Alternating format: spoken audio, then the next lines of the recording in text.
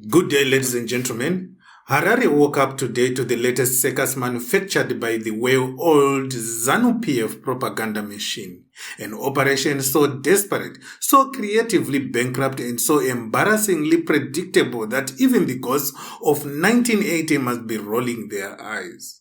By midday, X, yes, formerly Twitter, for those still using 3G bundles that freeze every 2 minutes, was overflowing with state-aligned accounts triumphantly posting the same screenshot like a synchronized choir of digital parrots. The leaked revelation? Nelson Chamisa's profile now displays the label account based in the United States, and suddenly the ruling party's propaganda brigade behaved as if they had discovered uranium under their sofas.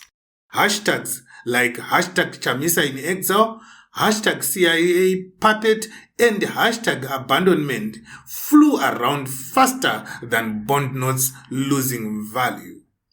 According to the regime's online warriors, the country's most popular opposition figure has been exposed, verified by X, and caught red-handed fleeing to America. One can almost hear the excitement in their fake patriotism. Got him. As if a tiny label on a social media app is stronger evidence than, say, actual evidence. But this is Zimbabwe, where logic comes to die, propaganda resurrects every morning like a bad sequel, and the truth is that stubborn relative who refuses to be evicted. Because while ZANUPF's battalions were busy celebrating their shiny new toy, the real explanation behind the so-called United States location is not political, dramatic, or conspiracy-flavored. It is simply technical. So painfully technical that even a grade 7 ICT student would understand it. Let's make things clear here. We are not defending the fact that Chamisa is in Zimbabwe or in the United States. He could be in Zimbabwe, he could be in South Africa, he could be anywhere. That's not what we are looking at. We are looking at facts around the screenshot and whether it means that Chamisa is in the United States. Let's start with where the algorithm actually starts. Chamisa's account has been tied to a US App Store since verification in 2021. Why? Because Zimbabwe's economy is so broken that even paying for basic digital services requires using American systems. Local cards don't work. Local currency doesn't work. Local payment gateways collapse like our roads after the first rain. So activists, politicians, journalists, basically anyone who wanted verification registered with US payment systems or South African payment systems. This is not a scandal. It's survival. And then there is the issue of payment methods. That blue tick Chamisa received, it's paid for. And it's paid for with a US registered card, like thousands of Zimbabweans who use virtual cards, VPNs, foreign billing addresses, or diaspora relatives to access services that are impossible to pay for from home. If anything, this exposes not Chamisa's alleged American relocation, but the government's inability to create a functioning digital economy that lets citizens pay for global platforms.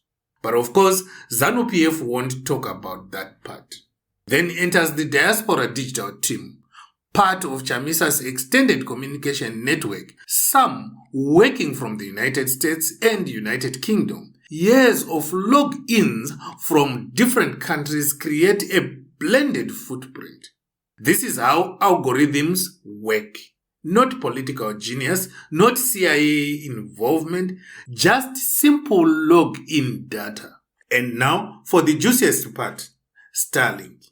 Ever since Starlink landed in Zimbabwe in October 2025, while half the country still argues whether the government actually approved it or whether it sneaked in the same way corruption does, many high-profile users have switched to it. But African Starlink traffic still routes through US ground stations. Meaning, even if a Zimbabwean user is sitting in Kwadzana posting with sadza crumbs in their shirt, Elon Musk's machine will faithfully tell the internet, this guy looks American. Then there is the historical VPN footprint. During 2019, 2020, 2021 and 2023 shutdowns, Chamisa's team used US or European VPN exit nodes. These become part of the long-term digital profile. So the algorithm sees years of US logins mixed with diaspora access and says, let me guess, United States. It is not political. It is maths. Meanwhile, Chamisa has already addressed the rumors. Back in early October, he dismissed the Harvard relocation narrative as sideshows, lies and falsehoods, reminding supporters he remains committed to his responsibility, something the ruling party appears allergic to. And ironically, while ZANUPF is busy claiming Chamisa is hiding in America, he continues posting Zimbabwean content, commenting on local events, responding to local crises, and even keeping time with the Zimbabwean hours. Because, contrary to propaganda fantasies, the man has not fled to Boston. But here's the real kicker. The part ZANUPF won't mention because it kills the entire narrative in one stroke. X allows any user to hide their location in its privacy settings. One button, one tap. Yet Chamisa hasn't switched it off. Why? Perhaps because he knows the truth is not threatened by a glitch. The only people panicking are those who desperately need the distraction. Because this entire storm is not about digital labels. It's about political fear. A government that has failed to fix inflation, failed to stop corruption, failed to reform institutions, failed to honor civil servants, failed to stabilize the currency, failed to restore public trust, failed to unite the country, and now finds itself clinging to an algorithmic glitch as if it were state security intelligence. And this is Zimbabwe's never-ending tragedy. The people tell their leaders what they want. The leaders ignore them and impose what is convenient for themselves. When Zimbabweans shout no, the government hears yes. When citizens demand accountability, the regime replies with hashtags. When people ask for water, electricity, jobs, dignity, leaders reply with propaganda, threats, and curated narratives. Polarization in Zimbabwe is not between government and the opposition. It is certainly not between government and Chamisa. It is between government and the people.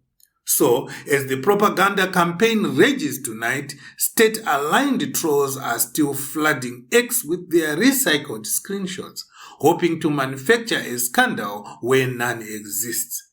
But for anyone who understands how the internet works, the United States tag is little more than a technical artifact trapped in an economy that forces even its politicians to route payments through foreign systems.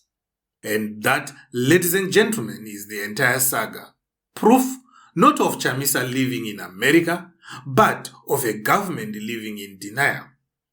Zimbabwe deserves better. Zimbabweans deserve leaders who spend less time analyzing labels on X and more time fixing the country collapsing around them. And now, before you run to check your own X location label, hit subscribe to Zimwaves TV because unlike the propaganda in your timeline, we deliver facts, fire, humor, and the kind of truth that algorithms can't hide.